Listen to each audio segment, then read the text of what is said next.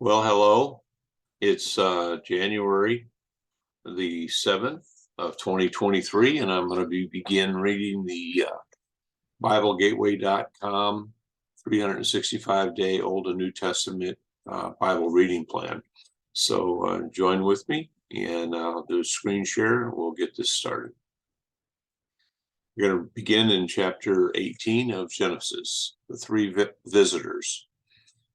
The Lord appeared to Abraham near the great trees of Mamre while he was sitting at the entrance to his tent in the heat of the day. Abraham looked up and saw three men standing nearby. When he saw them, he hurried from the entrance of his tent to meet them and bowed low to the ground. He said, "If I have found favor in your eyes, my Lord, do not pass your servant by. Let a little water be brought, and then you may all wash your feet and rest under this tree. Let me get you something to eat so that you can be refreshed and then go on your way, now that you have come to your servant." "Very well," they answered, "do as you say." So Abraham hurried into the tent to Sarah. "Quick," he said, "get 3 seahs of the finest flour and knead it and bake some bread." Then he ran to the herd and selected a choice tender calf and gave it to a servant who hurried to prepare it. He then brought some curds and milk and the calf that had been prepared and set these before them. While they ate, he stood near them under a tree. "Where is your wife Sarah?" they asked him. "There in the tent," he said.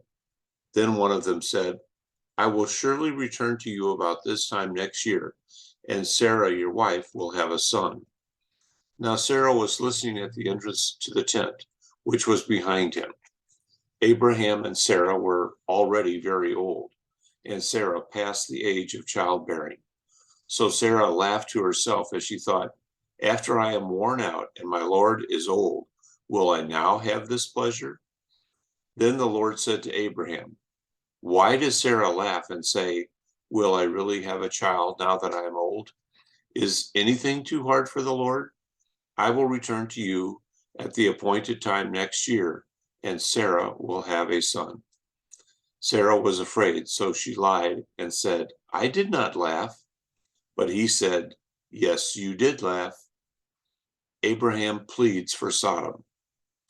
When the men got up to leave, they looked down toward Sodom, and Abraham walked along with them to see them on their way. Then the Lord said, "Shall I hide from Abraham what I am about to do? Abraham will surely become a great and powerful nation, and all nations on earth will be blessed through him. For I have chosen him so that he will direct his children and his household after him to keep the way of the Lord by doing what is right and just, so that the Lord will bring about for Abraham what he has promised." Then the Lord said, "The outcry against Sodom and Gomorrah is so great and their sin so grievous that I will go down and see if what they have done is as bad as the outcry that has reached me. If not, I will know." The men turned away and went toward Sodom, but Abraham remained standing before the Lord. Then Abraham approached him and said, "Will you sweep away the righteous with the wicked? What if there are 50 righteous people in the city? Will you really sweep it away and not spare the place for the sake of 50 righteous people in it? Far be it from you to do such a thing, to kill the righteous with the wicked, treating the righteous and the wicked alike. Far be it from you. Will not the judge of all the earth do right?" The Lord said, "If I find 50 righteous people in the city of Sodom, I will spare the whole place for their sake." Then Abraham spoke up again. "Now that I have been so bold as to speak to the Lord, though I am nothing but dust and ashes, what if the number of righteous is 5 less than 50? Will you destroy the whole city for the lack of 5 people? If I find 45 there," he said, "I will not destroy it." Once again he spoke to him. "What if only 40 are found there?" He said, "For the sake of 40, I will not do it. Then he said, may the Lord not be angry, but let me speak. What if only 30 can be found there? He answered, I will not do it if I find 30 there. Abraham said, now that I've been so bold as to speak to the Lord, what if only 20 can be found there? He said, for the sake of 20, I will not destroy it. Then he said, may the Lord not be angry, but let me speak just once more. What if only 10 can be found there? He answered, for the sake of 10, I will not destroy it. When the Lord had finished speaking with Abraham, he left, and Abraham returned home. Sodom and Gomorrah destroyed. The two angels arrived at Sodom in the evening, and Lot was sitting in the gateway of the city. When he saw them, he got up to meet them and bowed down with his face to the ground. My lords, he said, please turn aside to your servant's house. You can wash your feet and spend the night, and then go on your way early in the morning. No, they answered, we will spend the night in the square. But he insisted so strongly that they did but he insisted so strongly that they did go with him and entered his house. He prepared a meal for them, baking bread without yeast, and they ate. Before they had gone to bed, all the men from every part of the city of Sodom, both young and old, surrounded the house. They called to Lot, where are the men who came to you tonight? Bring them out so that we can have sex with them.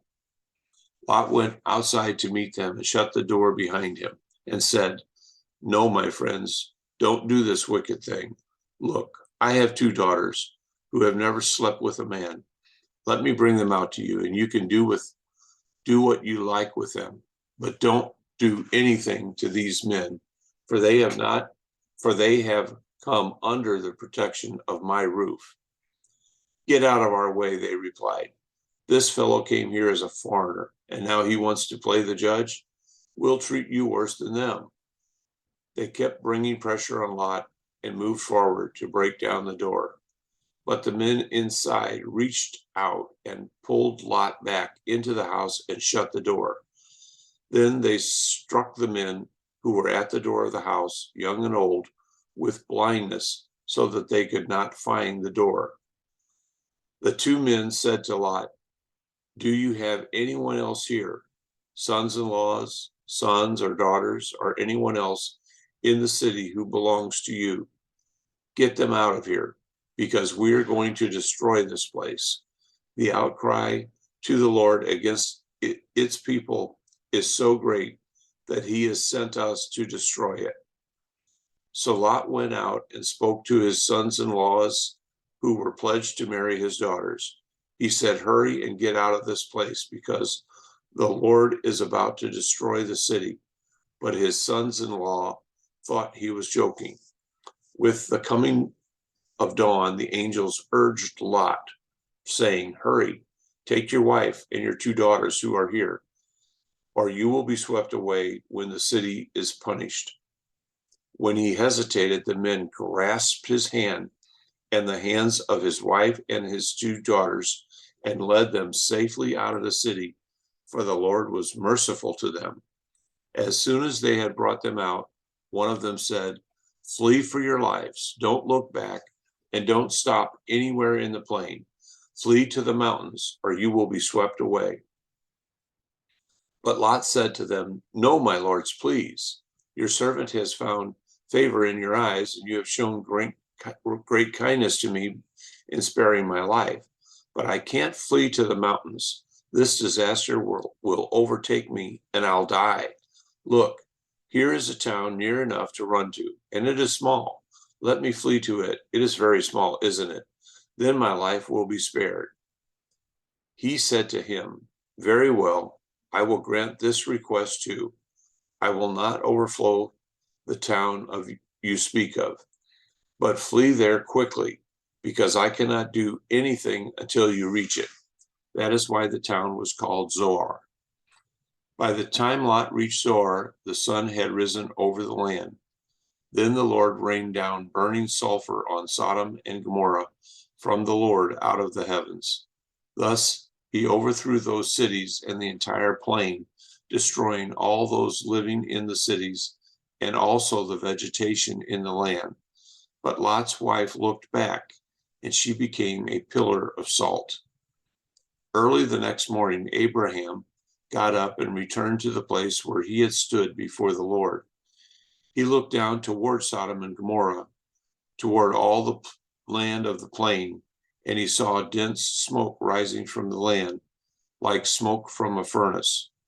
So when God destroyed the cities of the plain, he remembered Abraham, and he brought Lot out of the catastrophe that overthrew the cities where Lot had lived.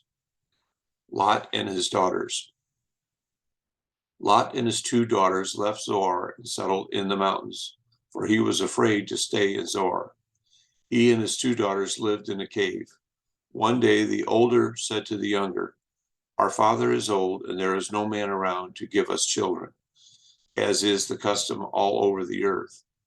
Let's get our father to drink wine and then sleep with him and preserve our family line through our father." That night they got their father to drink wine, and the older daughter went in and slept with him. He was not aware of it when she lay down or when she got up.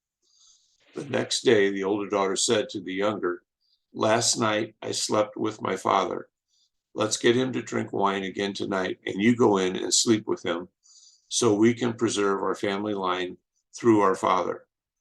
So they got their father to drink wine that night also, and the younger daughter went in and slept with him. Again, he was not aware of it when she lay down, or when she got up. So both of Lot's daughters became pregnant by their father. The older daughter had a son, and she named him Moab, and he is the father of the Moabites of today. The younger daughter also had a son, and she named him Ben-Ammi. He is the father of the Ammonites of today.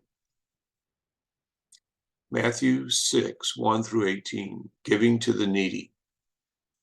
Be careful not to practice your righteousness in front of others to be seen by them. If you do, you will have no reward from your Father in heaven.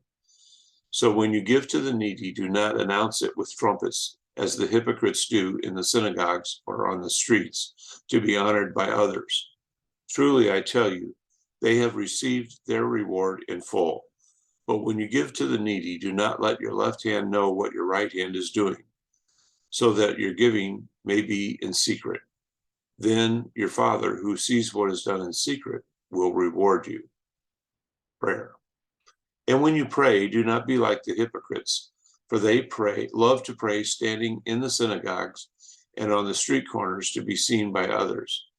Truly, I tell you, they have received their reward in full. But when you pray, go into your room, close the door, and pray to your Father who is unseen. Then your Father who sees what is done in secret will reward you. And when you pray, do not keep on babbling like pagans, for they think they will be heard because of their many words. Do not be like them, for your Father knows what you need before you ask. This then is how you should pray. Our Father in heaven, hallowed be your name. Your kingdom come, your will be done on earth as it is in heaven. Give us today our daily bread, and forgive us our debts, as we also have forgiven our debtors. And lead us not into temptation, but deliver us from the evil one. For if you forgive other people when they sin against you, your heavenly Father will also forgive you. But if you do not forgive others their sins, your Father will not forgive your sins. Fasting. When you fast, do not look somber as the hypocrites do, for they disfigure their faces to show others they are fasting. Truly, I tell you, they have received their full reward. But when you fast, put oil on your head and wash your face, so that it will not be obvious to others that you are fasting, but only to your Father who is unseen, and your Father who sees what is done in secret will reward you. So that's today's reading from the BibleGateway.com 365-day Old and New Testament reading plan. It's January 7th, 2023. Hope you enjoyed and have a blessed day.